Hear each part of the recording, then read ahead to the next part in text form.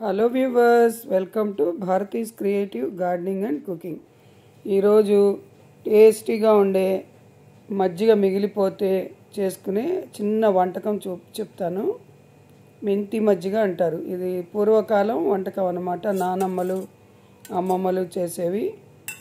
చిక్కటి ఇలా మజ్జిగ చేసుకొని అందులో పసుపు, కరివేపాకు, ఉప్పు వేసి పక్కన పెట్టుకుని బాణంలో కొంచెం నెయ్యి వేసుకుని అందులో మినపప్పు, ఆవాలు, జీలకర్ర, మెంతులు వేస్తారు. అందుకే దీన్ని మెంతి మజ్జిగ అంటాం. కొంచెం చాలు కరివేపాకు వేసుకుని ఆ పోపు మజ్జిగలో పెట్టుకుంటే టేస్టీ మెంతి మజ్జిగ రెడీ అవుతాయి. కొంచెం పులిసినా పర్వాలా, పెరుగు చాలా టేస్టీగా ఉంటాయి.